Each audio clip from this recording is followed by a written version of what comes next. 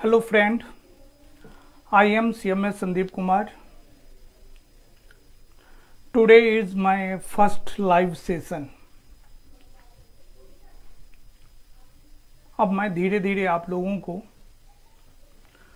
Live GST updates and कुछ concepts के बारे में डिस्कस करना स्टार्ट करूंगा।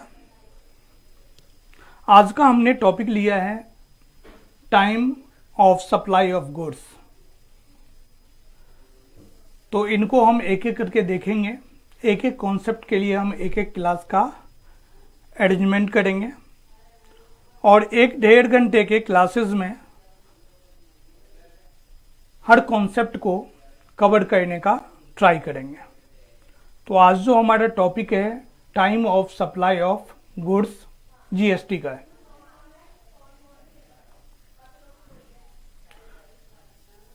चलिए स्टार्ट करते हैं टॉपिक।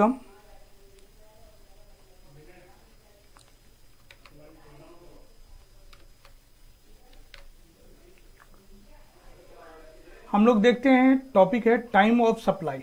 एक एग्जांपल लेते हैं। मान के चलो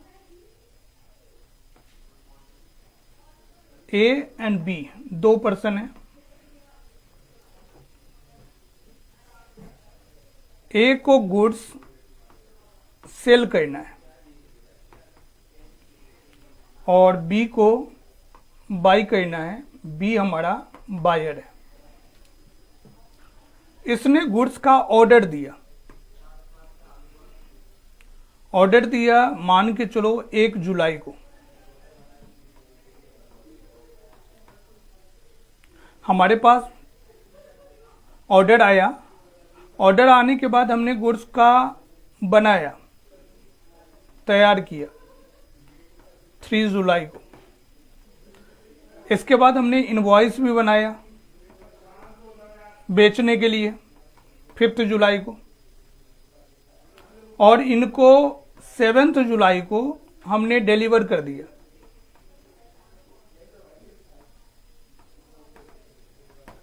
बी को और डिलीवर करने के बाद बी ने हमें 10 जुलाई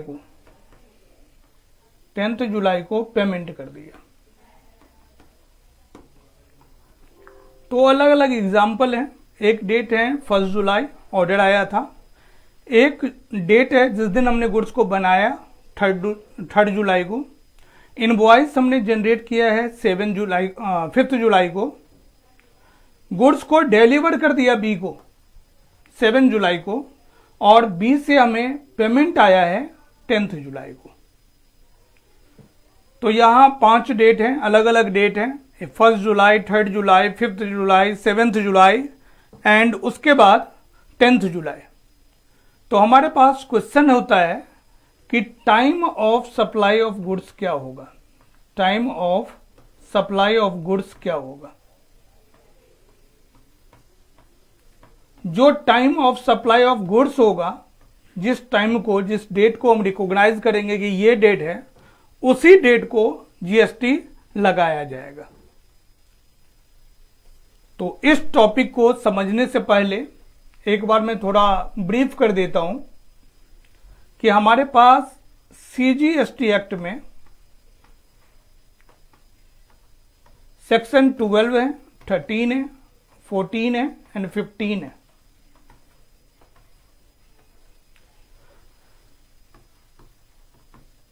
तो 12 में time of supply of goods के बारे में, time of supply of goods के बारे में सेक्शन 12। सेक्शन 13 के अंदर सर्विसेज के बारे में और सेक्शन 14 में चेंज इन रेट के बारे में। 15 में वैल्यू ऑफ सप्लाई है, वैल्यूएशन है। तो हमारे पास मेनली 4 सेक्शन है। Section 12 time of supply of goods, section 13 time of supply of services, section 14 change in rates and section 15 valuation कि कैसे हम वैल्यू निकालते हैं। तो आज से लगातार मंडे, वेंसडे एंड फ्राइडे ये 3 दिनों में डेली 4 बजे से ये सारे टॉपिक हम आपसे कवर करने जा रहे हैं। और इस टॉपिक के बाद जितने प्रैक्टिकल क्वेश्चन होते हैं इनसे रिलेटेड उनको हम एक एक करके डिस्कस करेंगे कि देखेंगे कि time of supply of goods और सर्विसेज से क्या क्या क्वेश्चन हो सकते हैं और वैल्यूएशन के क्वेश्चन को हम कैसे वैल्यू से कैलकुलेट करते हैं और प्रैक्टिकल क्वेश्चन को हम एग्जाम में सॉल्व करते हैं। तो मंडे, वेंसडे एंड फ्राइडे को 4 PM हम लाइव आके आप लोगों को ये टॉपिक करवाने जा रहे हैं। और आज का जो टॉपिक है वो केवल टॉपिक है ये सेक्शन 12। यहां हम सर्विसेज के बारे में कोई भी डिस्कस नहीं करेंगे, केवल एक टॉपिक को फोकस करेंगे, time of supply of goods, जिसके अंदर हमने आपसे डिस्कस ये किया कि हमारे पास एक बायर है ए, एक सेलर है एक बायर है बी। ए बी को सेल करता है, पहले उसके पास 1 जुलाई को ऑर्डर आता है, फिर वो सामान को तैयार करता है, फिर इनवॉइस जनरेट करता है, फिर सामान की डिलीवरी करता है और बाद में 10 जुलाई को पेमेंट रिसीव करता है। तो किस डेट को, हमारे पास 5 डेज आ गए हैं, किस डेट को जीएसटी लगाना चाहिए और इनके रूल्स क्या क्या हैं, इनके बारे में हम लोग देखने जा रहे हैं कि क्या क्या रूल्स हमारे पास हैं। तो आइए हम सेक्शन 12 के बारे में देखते हैं। Time of supply of goods. Section 12 के अंदर मेनली 5 सेक्शन है। सेक्शन 12 सबसेक्शन 2 जो नॉर्मल सेल के बारे में बात करता है, जो प्रैक्टिकल लाइफ में सेल होता है उनके बारे में बात करता है, उसको हम फॉरवर्ड चार्जेस भी कहते हैं। कि मान लो मैं किसी को सेल करने जा रहा हूं, या इस तरह से आप समझ सकते हैं कि मेरी कंपनी है और मैंने सेल करना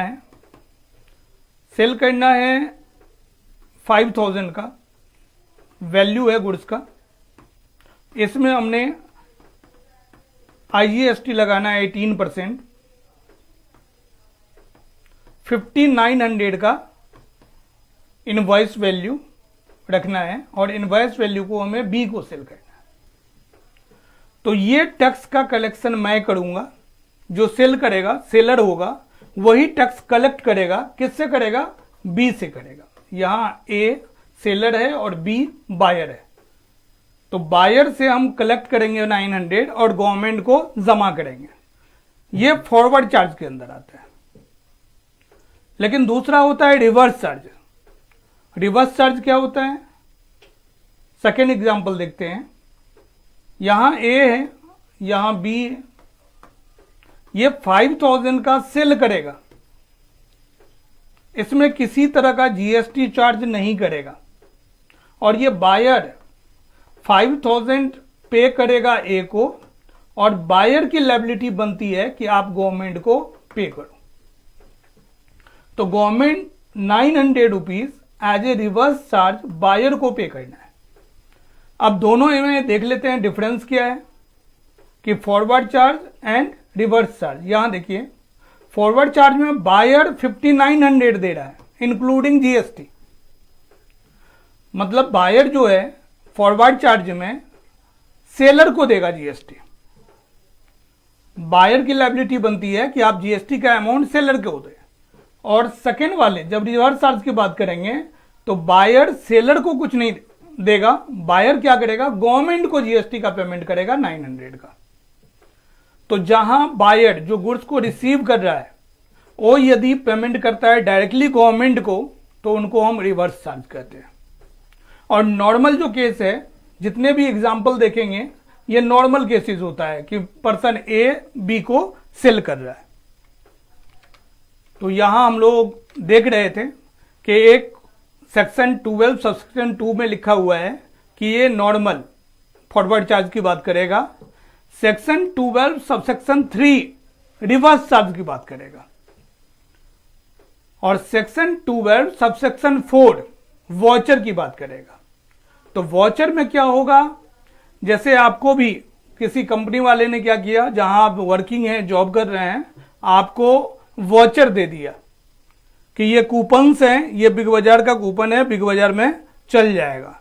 तो उस कंडीशन में, उस सिचुएशन में किस तरह से जीएसटी चार्ज किया जाएगा और उसका time of supply of goods क्या होगा वॉचर के कंडीशन में, तो उनको भी कंसीडर करेंगे।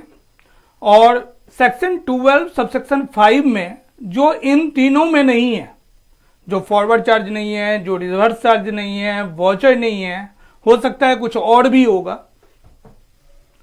तो उस केस में हम सेक्शन 12 सबसेक्शन 5 के अकॉर्डिंग हम टाइम को फिक्स करेंगे कि किस टाइम में जीएसटी लगाना चाहिए।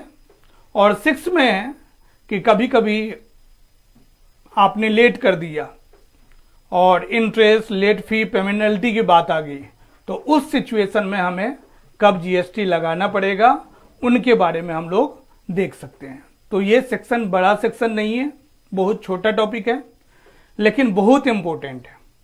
मान के चलो आपको 5 एग्जाम्पल दिया कि 5 डेट होते हैं, एक ऑर्डर के, दूसरा डेट हो गया आपके पास जब आपने गुड्स को बनाया, तीसरा हो गया इनवॉइस अपने आप जनरेट किया, फिर देखा कि जब आप पेमेंट ले रहे हो, डिलीवरी दे रहे हो, अलग अलग गुड्स के डेट हो जाते हैं। लेकिन मान के चलो एक एग्जांपल के लिए कभी डेट चेंज हो गया, क्या करेंगे, रेट चेंज हो गया, डेट था 5th को, रेट था 20%, बाद में हो गया 15%। तो एक पर्टिकुलर टाइम का होना बहुत जरूरी है और टाइम डिसाइड करेगा कि हमें जीएसटी कितना लगाना चाहिए। तो आइए 1 बाय 1 चलते हैं। पहले हम फॉरवर्ड चार्जेज में चलते हैं कि फॉरवर्ड चार्जेज में जीएसटी का क्या रूल है, फिर हम रिवर्स चार्जेज में देखेंगे कि जीएसटी का क्या क्या रूल्स हो सकता है। तो आइए फॉरवर्ड चार्जेज में हम देख रहे हैं जीएसटी को। यहां सिंपल सा दिया हुआ है, 2 डेट मेंशन है कि date of invoice and date of receipt of payment. इन दोनों में जो पहले हो जाएगा उसी डेट को हम time of supply of goods मानेंगे। अब यहां दे दिया date of issue of invoice by supplier और last date on which he is required to issue the invoice with respect to supply. हम डिस्कस करेंगे इनका लास्ट डेट का क्या मतलब है। और सेकेंड लाइन दिया इन्होंने date of receipt of payment with respect to supply, मतलब डेट ऑफ इशू के बारे में कर रहा है, क्या जब आप इनवॉइस इशू करो और या फिर पेमेंट, इन दोनों में जो पहले आएगा उसी डेट को हम टाइम ऑफ सप्लाई मान लेंगे। और एक छोटा सा नीचे कोई एक्सेस अमाउंट 1000 से ऊपर अप टू 1000 तक रिसीव करते हैं तो सप्लायर के ऊपर डिपेंड करता है कि इनका किस डेट को टाइम ऑफ सप्लाई माना जाएगा। तो इनको हम सेकेंडरी रखते हैं। प्राइमरी है हमारा कि इनवॉइस का डेट क्या होगा और डेट क्या होगा पेमेंट का। तो सबसे पहले आते हैं इनवॉइस पे। इनवॉइस पे आने के लिए हमें समझना पड़ेगा इनवॉइस के बारे में। तो चलते हैं इनवॉइस को देखते हैं। इनवॉइस को देखने के लिए जब आप सीजीएसटी एक्ट पढ़ेंगे तो वहां इनवॉइस के बारे में एक सेक्शन है 31। सेक्शन 31 में इनवॉइस के बारे में बताया गया है। सेक्शन 31 ऑफ सीजीएसटी, इनको कहते हैं हम लोग टैक्स इनवॉइस के बारे में। थोड़ा इनको क्लियर कर लेते हैं, फिर हम आ जाएंगे टॉपिक पे, सेक्शन 12 पे आ जाएंगे। बहुत सारे सब सेक्शंस भी हैं सेक्शन 31 में। अब सेक्शन 31 में जनरली 3 सेक्शन है। Section 31 subsection 1, section 31 subsection 4 and section 31 subsection 7। ये हमारे पास 3 अलग अलग सेक्शन है और मैं सिर्फ सेक्शन 12 की बात कर रहा हूं, गुड्स के बारे में बात कर रहा हूं। अभी मैं सर्विसेज के बारे में आज के क्लास में कुछ भी बात नहीं करूंगा। तो गुड्स का जो है ये बात करता है सप्लायर ऑफ गुड्स के बारे में, सप्लायर ऑफ गुड्स के बारे में। और 31(4) बात करता है कंटिन्यूअस सप्लाई के बारे में।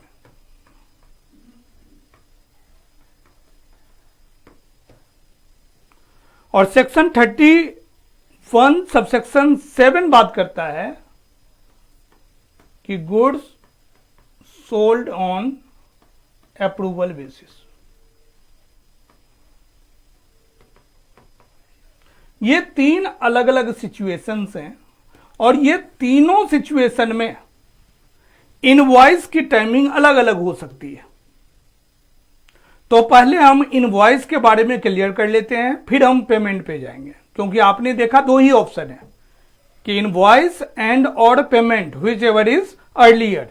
तो पहले हम इनवॉइस को क्लियर करना चाह रहे हैं और इनवॉइस को क्लियर करने के लिए हमें टैक्स इनवॉइस सेक्शन 31 को देखना पड़ेगा, जहां 31 सबसेक्शन 1 में कहता है सप्लायर ऑफ गुड्स के बारे में है कि यहां 2 तरह के गुड्स होंगे, ऐसा गुड्स जिनका मूवमेंट हो रहा है और ऐसा गुड्स जिनका मूवमेंट नहीं हो रहा है। एक गुड्स का मूवमेंट आपको देखने को मिलेगा और दूसरे गुड्स का मूवमेंट आपको देखने को नहीं मिलेगा। तो जहां मूवमेंट देखने को मिलेगा वहां पर invoice shall be issued before और at the time of removal of goods for supply to the recipient. हम किस समय, जिस समय हम रिमूव कर रहे हैं या तो उससे पहले या रिमूव करने के टाइम में हम इनवॉइस को मान लेंगे कि उस टाइम का इनवॉइस है। और जहां गुड्स मूवमेंट नहीं है, जहां मूवमेंट नहीं है तो ये मानेंगे कि जब ये सेलर बायर इसको लेने के लिए तैयार है, लेने के कंडीशन में है, उस समय हम इनको इनवॉइस का टाइम दे सकते हैं।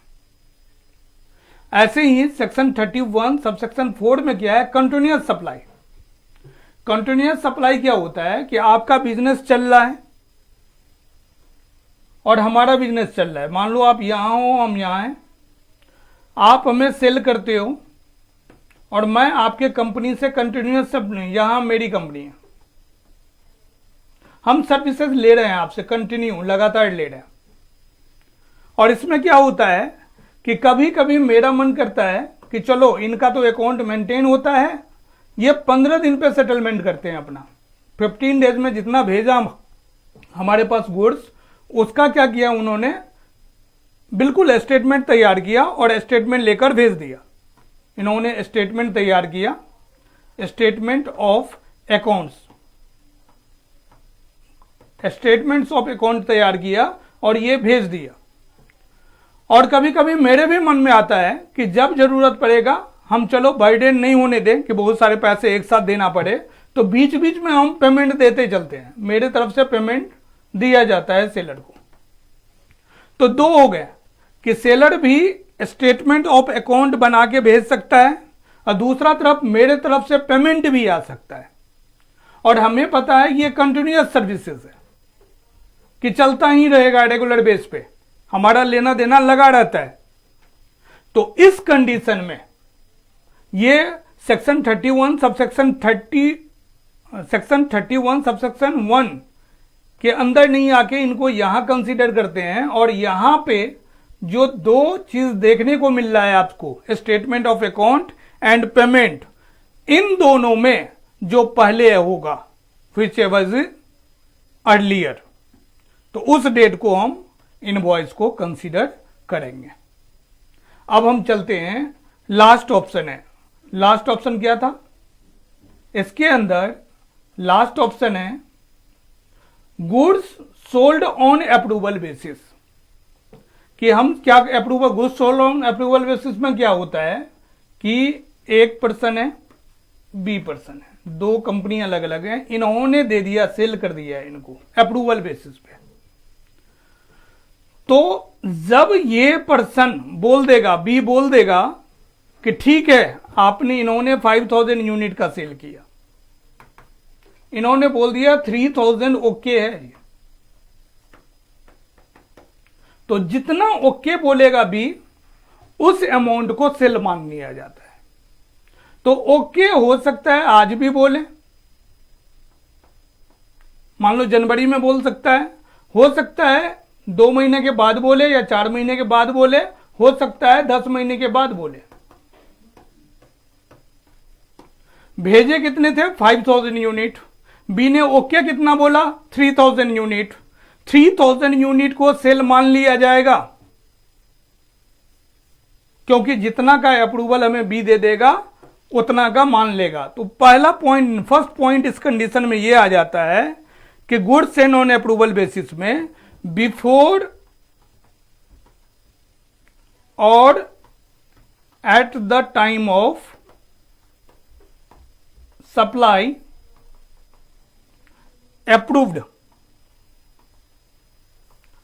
Bye B. And second point हो जाता है, टाइम लिमिट दे दिया 6 मंथ का, कि 6 महीने के अंदर आपने केवल 3000 का ओके किया है, 2000 नहीं किया है, फिर भी ये जो 2000 5000 हैं टोटल, वो 5000 के 5000 का 6 मंथ मैक्सिमम टाइम है, उससे आगे आप नहीं बढ़ा सकते हैं, बढ़ाते हैं तो सेल मान लिया जाएगा। तो मेनली इसमें यही देखना है, तीनों कंटेंट को समझना है, और तीनों कंटेंट समझ के आपको इनवॉइस के रेट को जीएसटी में लगना चाहिए, होना चाहिए, उनके बाद में बात किया है। तो इसको हम लोग देख रहे थे जीएसटी के अंदर। अब हम आ जाते हैं, एक बार चलते हैं, इनको फिर से देखते हैं। फॉरवर्ड चार्ज को नॉर्मल केसेस भी बोलेंगे, और फॉरवर्ड चार्ज में बोल रहा है कि जो पहले हो जाए, date of invoice and date of receipt of payment, इन दोनों में जो अर्लियर होगा उसी डेट को, टाइम को time of supply of goods माना जाएगा। जो इनवॉइस का मतलब है, वो इनवॉइस का मतलब आपको टैक्स इनवॉइस से है, जो कि सेक्शन 31 में डिटेल्स में दिया हुआ है। गुड्स का अलग है, सर्विसेज का अलग है। तो सर्विसेज का हम जब सर्विसेज के बारे में सेक्शन 13 देखेंगे दूसरे दिन, वहां डिटेल बताएंगे। आज हम सिर्फ और सिर्फ गुड्स के बारे में बता रहे हैं। वहां एक फाइनल हो गया कि इनवॉइस पर्टिकुलर इस टाइम को, इस डेट को बनाया जाएगा, उस डेट को ले लेंगे, और ये पेमेंट वाले डेट ले लेंगे। पेमेंट वाले डेट में भी एक आप देखेंगे ब्रैकेट में लिखा हुआ है कि payment entered in the books or payment credited in account whichever is earlier.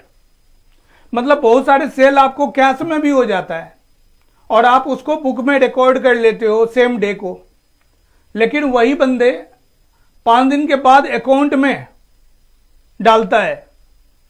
तो जिस डेट को आपने बुक्स में एंटर किया है उस डेट को ही मान लिया जाएगा। क्रेडिट यदि बाद में भी हो तो दोनों में से अर्लियर का टाइम दिया गया है। मान लो किसी ने चेक में पेमेंट कर दिया, तो बुक्स में हमने आज एंट्री कर लिया कि उनसे पेमेंट आ गया। चेक की वैलिडिटी 3 महीने की होती है, हमें याद आया 15 दिन के बाद हम एक साथ जमा कर देते हैं। हमारे क्रेडिट हुआ 20 तारीख को, लेकिन 1 तारीख को हमें चेक मिल चुका था, तो बुक्स ऑफ अकाउंट हमने 1 तारीख को मेंटेन कर लिया, लेकिन हमारे अकाउंट में क्रेडिट हुआ है 20 तारीख को। तो date of receipt of payment जो दोनों में अर्लियर है, 1 तारीख को, 1 जुलाई को मान लिया जाएगा। अब date of receipt of payment and date of invoice, इन दोनों में जो अर्लियर होगा उनको मान लिया जाएगा। यह प्रोविजन है, और इस प्रोविजन को आपको एग्जाम में भी लिखना है, लेकिन प्रैक्टिकल लाइफ में कुछ अलग है। उस प्रैक्टिकल लाइफ में जो है और नॉलेज के लिए है और आप स्टार बना के लिख सकते हैं, लेकिन इसके कारण प्रैक्टिकल लाइफ को लेकर आप इनको गलत नहीं कर दोगे, प्रोविजन को गलत नहीं प्रूव करेंगे। जो प्रोविजन में लिखा हुआ है उसको आप लिखेंगे। अब क्या अलग है उनको देखते हैं हम कि प्रैक्टिकल लाइफ में अलग कैसे। दो एग्जाम्पल के द्वारा हम उनको समझते हैं। प्रैक्टिकल लाइफ में किस तरह से अलग है उनको समझते हैं। एग्जाम्पल नंबर 1,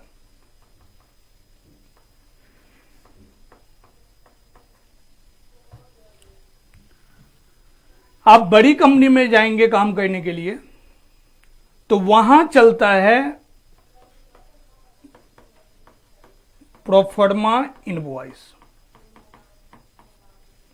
प्रोफर्मा इनवॉइस होता क्या है पहले आप उनको समझ लीजिए। आप सेल कर रहे हैं, एक कंपनी ए है, एक कंपनी बी है। मेरे पास सेलर ये सेल कर रहे हैं। इन्होंने एक परफॉर्मा इनवॉइस भेजा हमारे पास, और जनरली आप जब कंपनी में देखेंगे बड़ी कंपनी में, तो सबसे पहले परफॉर्मा इनवॉइस आता है।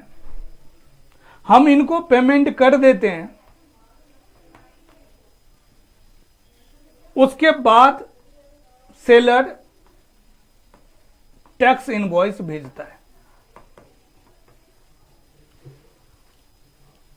और आपको बहुत कंपनी ऐसे मिल जाएगी जहां पे परफॉर्मा इनवॉइस के बेस पर सेलर को पेमेंट करना पड़ता है। प्रैक्टिकल लाइफ यही है कि परफॉर्मा इनवॉइस आएगा, वो टैक्स इनवॉइस नहीं होता है। जहां टैक्स इनवॉइस लिखा होता है वहां परफॉर्मा इनवॉइस भी लिखा होता है। और परफॉर्मा इनवॉइस आपको दिया 1 लाख का, ये वैल्यू का, और इसके अंदर यदि आईजीएसटी लगता है 18,000, तो परफॉर्मा इनवॉइस में भी आपको invoice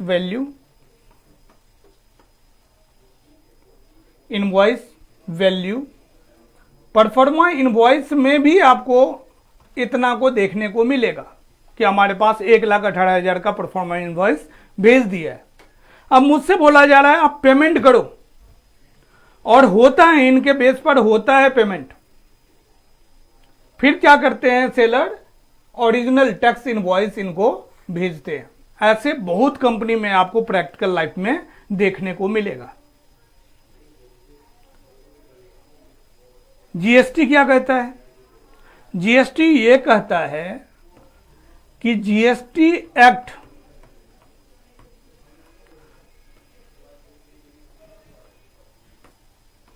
does not contain any term such as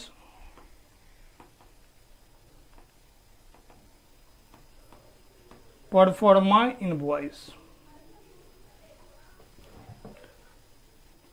proforma invoice को किसी तरह का ये जीएसटी एक्ट कंसीडर नहीं करता है।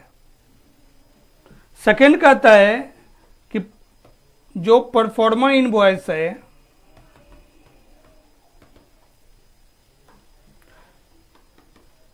Is not an actual invoice,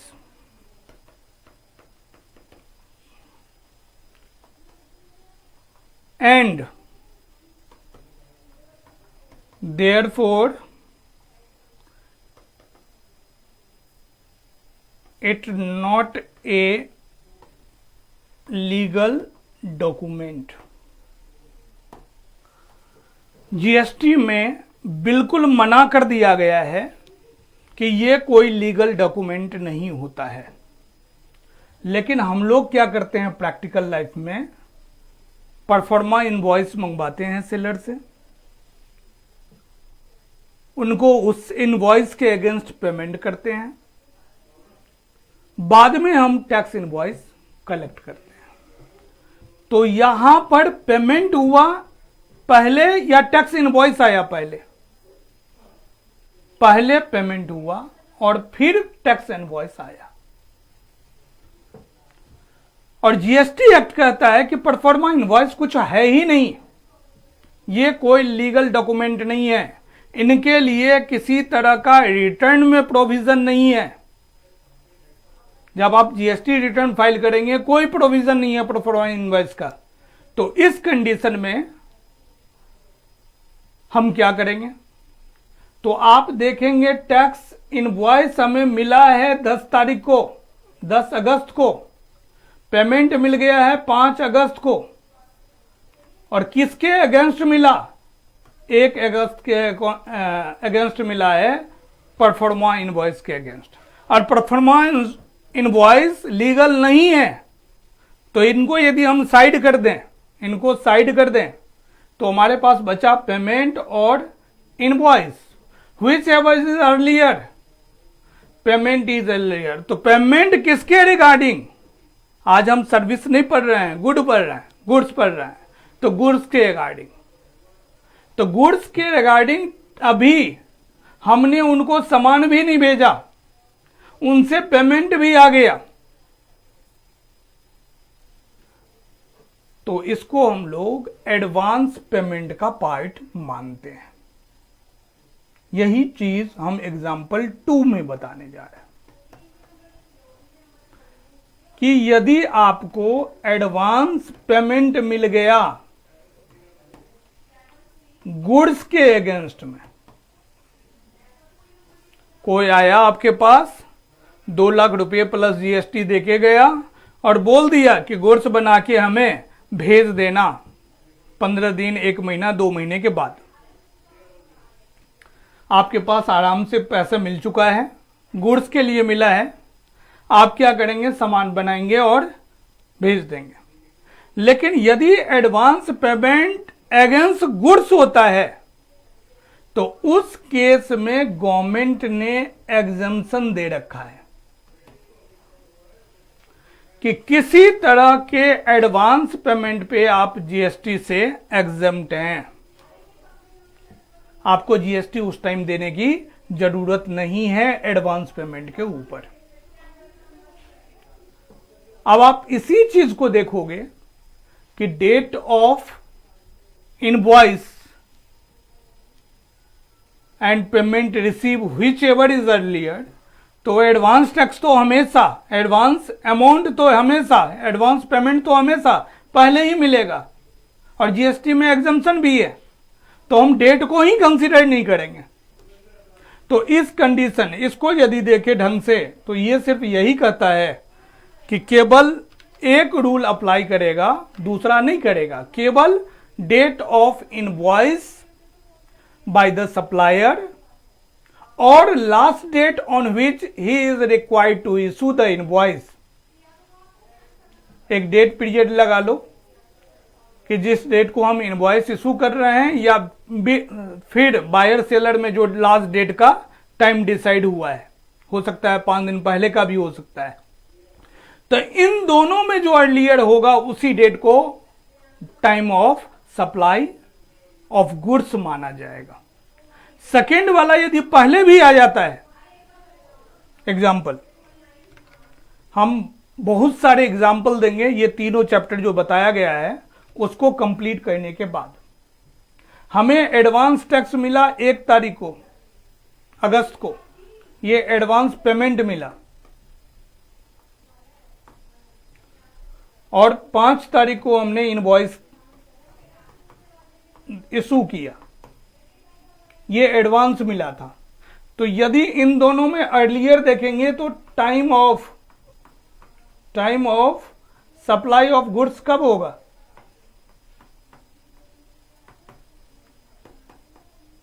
ये डेट को होगा। लेकिन गुड्स के केस में एडवांस पेमेंट को एग्जम्प्ट कर रखा है, तो उस कंडीशन में कौन सा डेट होगा, 5th होगा। तो इसका मतलब ये नहीं बोलेंगे कि हमारा प्रोविजन गलत है। आपको एग्जाम में पास करना है तो आपको लीगल टर्म में बात करना पड़ेगा, और लीगली आप वही लिखेंगे जो प्रोविजन में मेंशन है, आप इसको कंसीडर करेंगे। हाँ, नीचे आप लिख सकते हैं स्टार बनाकर कि एग्जम्पशन में एडवांस पेमेंट अगेंस्ट गुड्स है तो उसका एग्जम्पशन मिलता है। तो ये हम लोगों ने डिटेल्स में देखा कि फॉरवर्ड चार्ज के अंदर टाइम ऑफ सप्लाई क्या होगा, और आपको हमने सेक्शन 31 का भी डिस्कशन किया, जहां इनवॉइस का सेक्शन था, सबसेक्शन 1 में टैक्स इनवॉइस के अंदर में था, सेक्शन 31 सबसेक्शन 4 में था कंटिन्यूअस सप्लाई के बारे में, जहां एक एग्जाम्पल हमने दिया आपको कि रूटीन बना हुआ है, आपके यहां से जा रहा है सामान, या तो हम 15 दिन पे स्टेटमेंट भेजेंगे या वो सामने वाला पेमेंट कर दे, दोनों में पहले हो जाएगा, उसी को हम टाइम ऑफ सप्लाई मानेंगे। या फिर हमने देखा कि goods send on approval basis. तो अप्रूवल बेसिस में याद रखना है आपको कि जब बंदा where goods are removed before it is known whether supply will take place, invoice shall be issued at the earliest 6 months from the date of removal, before or at a time when it become known that supply has been taken place। मतलब B ने जब, दूसरी party ने जब बोल दिया है कि ठीक है इतना गुड्स हमारे पास आ चुका है, तो हम उस डेट को time of supply of goods मानेंगे। नहीं तो मैक्सिमम टाइम पीरियड 6 महीने का दिया है कि 6 महीने तक यदि किसी तरह का बी का अप्रूवल नहीं आता है goods sale on approval basis पे, फिर भी हमें मान लेना पड़ेगा कि हमारा गुड्स सेल हो गया और इनवॉइस उसी 6 मंथ के डेट का invoice time of supply of goods माना जाएगा। तो हमारा एक कॉन्सेप्ट कंप्लीट हुआ। कौन सा concept? Forward charge, section 2 subsection section 12 subsection 2। अब आते हैं हम रिवर्स चार्ज के बारे में। रिवर्स चार्ज में यहां 2 नहीं 3 कंडीशन दे दिया, और रिवर्स चार्ज के बारे में हम आपको पहले भी बता चुके हैं कि ए है बी है, ए है सेलर और बी है रिसिपेंट। रिसिपेंट क्या करता है? गुड्स को रिसीव तो करता है लेकिन पेमेंट केवल 5000 देता है, 900 नहीं देता, 900 डायरेक्टली गवर्नमेंट को देता है। तो रिवर्स चार्ज में गवर्नमेंट को पेमेंट करता है। तो इसमें किस टाइम को माना जाएगा रिवर्स चार्ज में? Time of supply of goods under reverse charge. तो 3 पॉइंट है। एक है date of receipt of goods, date of which payment is made, और थर्ड है date immediately from 30 days of invoice. अब थोड़ा इंटरेस्टिंग है, मैं रिवर्स चार्ज को आराम से पढ़ाऊंगा, वो शॉर्ट नोट में आएगा। यहां बस हिंट दिया हूं कि बी एक पर्सन है जो डायरेक्टली ए को टैक्स का पेमेंट नहीं करके टैक्स का पेमेंट गवर्नमेंट को करता है। तो गवर्नमेंट ने कुछ सर्विसेज को और कुछ गुड्स को इंडिकेट कर दिया है कि ये जो सर्विसेज हैं या ये जो गुड्स हैं वो रिवर्स चार्ज के अंदर कवर्ड हैं, और जो पर्सन लायबल होते हैं रिसिपेंट, उनको टैक्स का पेमेंट गवर्नमेंट को करना पड़ेगा। और टाइम पीरियड भी दे दिया। बेसिकली ज्यादातर जो सर्विस हैं यहां रिवर्स चार्ज वाले कॉन्सेप्ट वो सर्विसेज में है। तो ये गवर्नमेंट का ये भी कहना है कि सर्विसेज में लोगों को टाइम चाहिए, पसंद करना है कि सर्विसेज सही मिल रहा है या नहीं मिल रहा है, होगा तो बीच में हम रोक देंगे।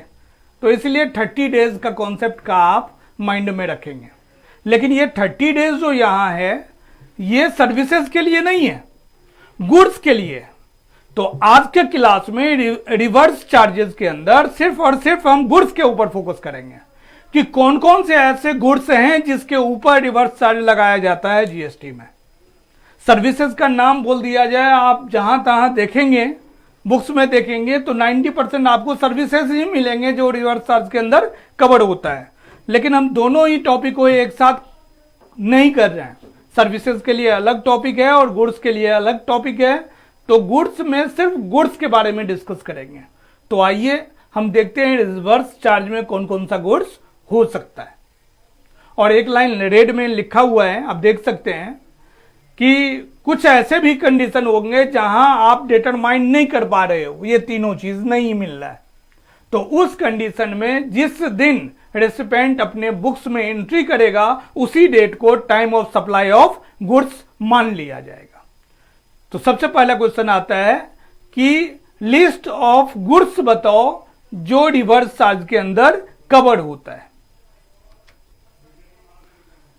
यह हमारे पास एक सेक्शन है, आपको सबको पता है सीजीएसटी एक्ट में डिफिनेशन दिया हुआ है। सेक्शन हर एक्ट में सेक्शन 2 में डिफिनेशन होता है। सब सेक्शन 98 में रिवर्स चार्ज को बताया गया है कि यहां लायबिलिटी टू पे टैक्स बाय द रिसिपेंट होता है। और बाद में जब हम रिवर्स चार्ज पे अलग से टॉपिक लेंगे, शॉर्ट नोट लिखेंगे और देखेंगे कि क्या क्या इनका स्कोप है, तो वहां और डिटेल में हम बताएंगे। आपको हम बस एग्जाम्पल दिखा रहे हैं कि रिवर्स चार्ज में लिस्ट ऑफ गुड्स क्या क्या होगा। तो ये है हमारे पास डिस्क्रिप्शन ऑफ गुड्स, सप्लायर कौन होता है और रिसिपेंट कौन होता है। कुछ याद करना पड़ेगा, इंपॉर्टेंट टॉपिक है आपके लिए, और इनको आप देखोगे तो लगेगा कि नहीं सही में ये कुछ ऐसे गुड्स हैं। जैसे एक फेमस नेम है टम्बाकू लीव्स, सप्लाई कौन करता है? जो एग्रीकल्चर करता है, फार्मर होता है, वो तो टैक्स कलेक्ट नहीं कर सकता, तो इसलिए रिवर्स चार्ज में लगा हुआ है। किसको देना पड़ेगा? जो पर्सन, एनी रजिस्टर्ड पर्सन यदि परचेज करता है तो उनको रिवर्स चार्ज में जीएसटी देना पड़ेगा गवर्नमेंट को। यदि पर्सन रजिस्टर्ड नहीं है, अनरजिस्टर्ड खरीद रहा है फार्मर से, तो क्या होगा? लेगा अनरजिस्टर्ड पर्सन। इसलिए कह रहा है कि रिवर्स चार्ज को कॉन्सेप्ट को ढंग से पढ़ना पड़ेगा। हमें देखना पड़ेगा जाकर सेक्शन 24 में कि किस किस के लिए कंपलसरी रजिस्ट्रेशन है। यदि कोई बंदे इस तरह के काम करते हैं, खरीदते हैं, तो क्या उसे रिवर्स चार्ज में कंपलसरी रजिस्ट्रेशन है? हम डिटेल्स में आएंगे। यहां बस एक देख लो, एनी रजिस्टर्ड पर्सन होगा, उनकी लायबिलिटी बनती है कि आप टैक्स का अमाउंट खुद गवर्नमेंट को जमा करेंगे। सिल्क यार्न भी है और सप्लाई ऑफ लॉटरी टिकट है। कौन बेच रहा है? सप्लायर कौन है? State government, local. तो ये लोग टैक्स का कलेक्ट नहीं कर सकते, इसकी रिस्पॉन्सिबिलिटी डाल दी जाती है डिस्ट्रीब्यूटर पे, सेलिंग एजेंट पे, कि आप खुद अपने घर से टैक्स का पेमेंट कहां कर दो? गवर्नमेंट को कर दो, डायरेक्टली कर दो। तो ये हमारे पास कुछ लिस्ट हैं, description of goods, supplier of goods का कौन होगा और किसको बेचा जाएगा, और रिवर्स चार्ज में जो हमें देना है और रिसिपेंट की लायबिलिटी बनती है टैक्स को देना। यहाँ नीचे में रेड में हमने थोड़ा एक्सप्लेन कर दिया है कि लॉटरी डिस्ट्रीब्यूटर या सेलिंग एजेंट के बारे में कौन होगा। तो इनका अपना एक्ट बना हुआ है लॉटरीज रेगुलेशन रूल्स के अकॉर्डिंग, 2010 के अकॉर्डिंग, तो उनको बताया गया है। चलिए इसके बाद देखते हैं। ये 2 सेक्शन हमने देख लिया। अब आते हैं वाउचर्स के ऊपर। फर्स्ट था फॉरवर्ड चार्ज, सेकंड था रिवर्स चार्ज, थर्ड आ गए वाउचर के बारे में। अभी एग्जांपल बताया था वाउचर के लिए, बिग बाजार का एग्जांपल। तो फर्स्ट पॉइंट है the date of issue of voucher if the supply is identifiable at that point. मतलब कंपनी वाले, बिग बाजार वाले आपको उसी टाइम, आप बिग बाजार में जो कुछ सामान खरीदा, आपके हाथ में वाउचर थमा दिए, ये लो जी। उस वाउचर का यूज हम बाद में करेंगे, लेकिन आइडेंटिफाई हो रहा है कि ये बिग बाजार का वाउचर है। तो उस वाउचर को का जो टाइम ऑफ सप्लाई होगा वो उसी टाइम होगा जब आपको मिल रहा है, वो आइडेंटिफाई हो चुका है उसी टाइम। और सेकंड क्या है? The date of redemption of voucher in all other cases. आप अपने कंपनी का जितना भी सेल करते हैं अमेजोन से करते हैं, अब अमेजोन वाले ने वाउचर दे दिया 5,000 रुपए का आपका, और वाउचर कोई भी प्रोडक्ट पे लग सकता है, तो उस वाउचर को हम आइडेंटिफिएबल वाउचर नहीं बोलेंगे। आप कोई भी प्रोडक्ट खरीदते हो वहां वो चल जाएगा, तो ये नीचे वाले केस में आ गया।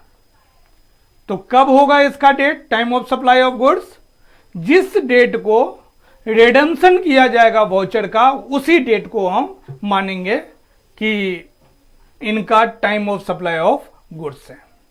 तो हमने तीनों को देख लिया बारीकी से। फर्स्ट को देखा फॉरवर्ड चार्ज, सेकंड देखा रिवर्स चार्ज, थर्ड देखा वाउचर। अब फिफ्थ को देखते हैं। कह रहा है जो इन तीनों केस में नहीं है वो फिफ्थ है। जो इन तीनों केसेस में नहीं है वो फिफ्थ है। तीनों केसेस में यदि आप नोटिस करेंगे तो सारे रजिस्टर्ड टैक्सेबल पर्सन थे। अब कोई एक अनरजिस्टर्ड पर्सन है, 20 लाख 40 लाख का लिमिट है और वो लिमिट क्रॉस हो गया, 50 लाख का सेल कर दिया और चुपचाप अनरजिस्टर्ड बन के बैठा हुआ है।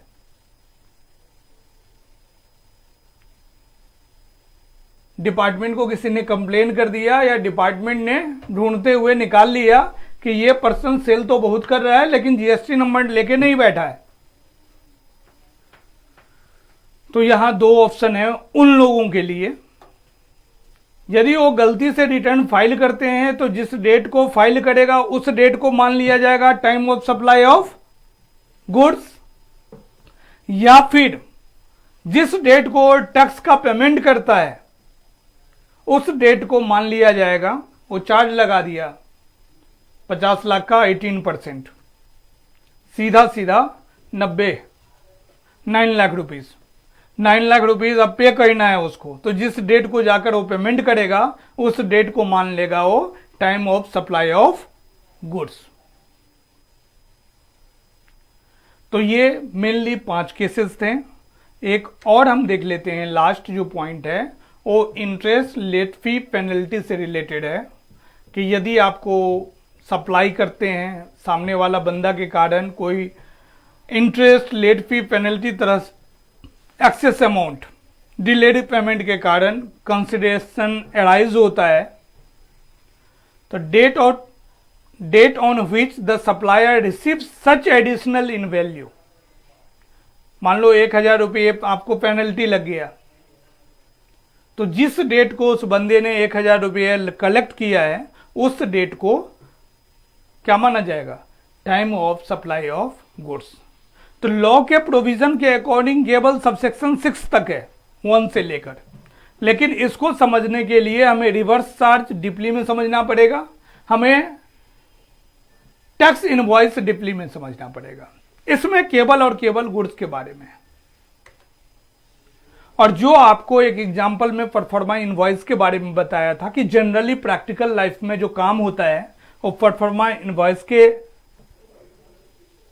साथ होता है। तो आप देख सकते हैं जीएसटी एक्ट से इनका कोई मायने मतलब नहीं है कि proforma invoice is not an actual invoice and therefore it is not a legal document, it is not a sale bill, it is not recorded in accounting by seller और buyer. लेकिन बहुत सारी ऐसी कंपनी हैं, जैसे मैं accounting software Zoho का use करता हूं, वहां परफॉर्मा इनवॉइस का ऑप्शन है, यदि आप चाहेंगे तो क्रिएट कर सकते हैं। तो उसमें टोटल वैल्यू 5 लाख, उसके ऊपर जीएसटी भी लगा के देते हैं। और सर्विसेज में तो बहुत चलता है, गुड्स में भी ये हमें देखने को मिल जाता है कि गुड्स में भी लोग परफॉर्मा इनवॉइस के अगेंस्ट पेमेंट करते हैं और पेमेंट करने के बाद में टैक्स इनवॉइस उनको मिलता है। तो परफॉर्मा इनवॉइस का लेन देन कहीं भी जीएसटी में नहीं किया गया है, ये सिर्फ प्रैक्टिकल लाइफ में ही देखने को मिलता है। एग्जाम में भी क्वेश्चन नहीं आएंगे, हो सकता है कभी कभी मजे लेने के लिए हमारे जैसे टीचर ने 3 मार्क्स का शॉर्ट नोट डाल दिया कि परफॉर्मा इनवॉइस होता क्या है और इसको किस तरह से जीएसटी में ट्रीट किया जाता है। तो जिनको प्रैक्टिकल नॉलेज होगा वो इजी वे में क्वेश्चन को लिख देंगे। जिनको प्रैक्टिकल नॉलेज नहीं होगा, जो ट्रेनिंग कंपलसरी है, नहीं कर पाएंगे, ट्रेनिंग में नहीं जाएंगे, वो डायरेक्टली आके बाहर बोलेंगे ये क्वेश्चन तो आउट ऑफ सिलेबस हो गया। और इस सेक्शन को यदि बारीकी से चैप्टर को पढ़ना चाहते हैं तो कुछ डेफिनेशन है जो CGST एक्ट के है। सेक्शन 2 सबसेक्शन 32 जहां कंटिन्यूअस सप्लाई ऑफ गुड्स होता है, जो एक एग्जांपल भी बताया आपको कि आप जहां पे रेगुलर सप्लाई है और 15 दिन पे बिलिंग करता है वो, फिर हमारा भी जब मन करता है तब हम पेमेंट दे देते हैं। ऐसे ही सेक्शन 2 सबसेक्शन 96 में रेसिपिएंट का दिया हुआ है। रेसिपिएंट का बहुत बड़ा रोल है रिवर्स चार्ज में, वही टैक्स के लिए लायबल होते हैं। टैक्स लायबिलिटी का लायबल पर्सन वही है रेसिपिएंट। ऐसे ही देखा हमने सेक्शन 2 सबसेक्शन 96 में रिमूवल के बारे में, जब गुड्स रिमूव हो जाए तब हम इनवॉइस देते हैं या उससे पहले भी देख सकते हैं। रिवर्स चार्ज के बारे में हमने थोड़ा एग्जाम्पल के साथ समझा, एक प्रॉपर सेक्शन भी था। और रिवर्स चार्ज के बारे में और भी जानना है कि लायबिलिटी टैक्स की जो है रिसिपिएंट की होती है, वो आपको कहाँ मिलेगा? सेक्शन 2 सबसेक्शन 98 में। सप्लायर मस्ट है, फॉरवर्ड चार्ज में काम ही सप्लायर ऑफ गुड्स से है, स्टार्टिंग वहीं से होता है। सेक्शन 31 स्टार्टिंग सप्लायर से होता है, सप्लायर्स ऑफ गुड्स से होता है। और वॉचर जो बिग बाजार वगैरह का अमेजोन का एग्जाम्पल दिया, उस वॉचर को डिफाइन कर रखा है सेक्शन 2 सबसेक्शन 118 के अंदर। तो ये आज के क्लास में हमने आपको सेक्शन 12 कंप्लीट किया है। सेक्शन 13, 14, 15 प्लेस ऑफ सप्लाई, ये सब कंप्लीट करने के बाद इनसे रिलेटेड जितने क्वेश्चंस होंगे हम लोग एक एक करके प्रैक्टिकल क्वेश्चन, थ्योरी क्वेश्चन सबको देखेंगे। और कुछ कुछ चीज हम स्टार्ट कर रहे हैं न्यू सिलेबस में, जिनको आप देख सकते हैं, जिनको हाईलाइट कर सकते हैं कि आप लोगों को रेगुलर जीएसटी अपडेट्स मिलेगा। बहुत सारे जीएसटी लाइव फ्री में मिल जाएगा आपको यूट्यूब एंड फेसबुक से। आप हमारा यूट्यूब चैनल भी सब्सक्राइब कर सकते हैं CMS संदीप कुमार के नाम से। अब रेगुलर अपडेट करूंगा। पहले सिर्फ कॉर्पोरेट्स के लिए या ऑर्गेनाइजेशन के लिए, एजुकेशनल इंडस्ट्री के लिए सेमिनार लेता था, लेकिन अब फर्स्ट टाइम ऑनलाइन सर्विसेज देना स्टार्ट कर रहा हूं। हमने सबसे पहले जीएसटी सर्टिफिकेट कोर्स चलाया था और लगभग 450 लोगों ने इनको किया था। उस टाइम बहुत सारे organisation, cost accountant, chartered accountant, company secretary, इन लोगों ने जीएसटी सर्टिफिकेट लॉन्च नहीं किया था। उस टाइम से हम लोग घूम घूम के 7 डेज वाला कॉन्सेप्ट लेके आया था और जीएसटी का प्रैक्टिकली। और एक और 2022 सिलेबस में न्यू सिलेबस आ रहा है, उसमें इनडायरेक्ट टैक्सेशन और फाइनल के इनडायरेक्ट टैक्सेशन लेके आएंगे। लेकिन इनके अंदर केवल थ्योरी नॉलेज नहीं, सारे प्रैक्टिकल नॉलेज आपके पास, हर चीज, case study, case law, return कैसे फाइल करेंगे, रजिस्ट्रेशन कैसे करेंगे, रिफंड क्लेम कैसे करेंगे, जाके मिलना है डिपार्टमेंट में, केस कैसे सॉल्व करेंगे, इन चीज़ों को भी हम कवर करेंगे। और जब कवर करके एक्सपर्ट हो जाएंगे फिर हमारी तरफ से जीएसटी सर्टिफिकेट दिया जाएगा। और जितने भी आप पीपीटी पढ़ाऊंगा, पीपीटी से हर कॉन्सेप्ट आप पूछ सकते हैं, लेकिन उनके जितने सारे आप एग्जाम में कैसे लिखना है, नोट्स कैसे बनाना है, आपको नोट्स बनाने की जरूरत नहीं है। हमारे तरफ से बुक्स होगा क्वेश्चन आंसर टाइप में, प्रैक्टिस नोट टाइप में। यदि एक चैप्टर में 100 क्वेश्चन है या प्रैक्टिकल क्वेश्चन बहुत सारे हैं, तो उनके क्वेश्चंस भी रहेंगे, उनके आंसर भी रहेंगे। तो हम यहाँ सेशन में भी कवर करेंगे और प्रैक्टिस के लिए भी मल्टीपल क्वेश्चंस आपको देखने को मिलेंगे।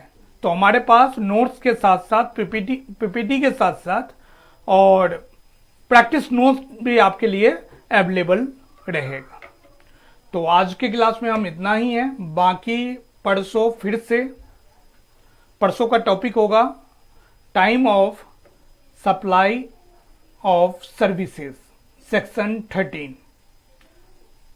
Thank you. और ये कॉन्टेक्ट नंबर कभी मैं उठाता नहीं हूं, तो आप लोग व्हाट्सअप कर सकते हैं। व्हाट्सअप पे रिप्लाई आपको जरूर मिलेगा। दोनों ही हमारा व्हाट्सअप नंबर है, आप इस पे व्हाट्सअप देकर कुछ पूछ सकते हैं, या पीपीटी चाहिए, पीडीएफ चाहिए, वो मुझसे ले सकते हैं। मैं आपको एट ए टाइम भेज दूंगा। Thank you.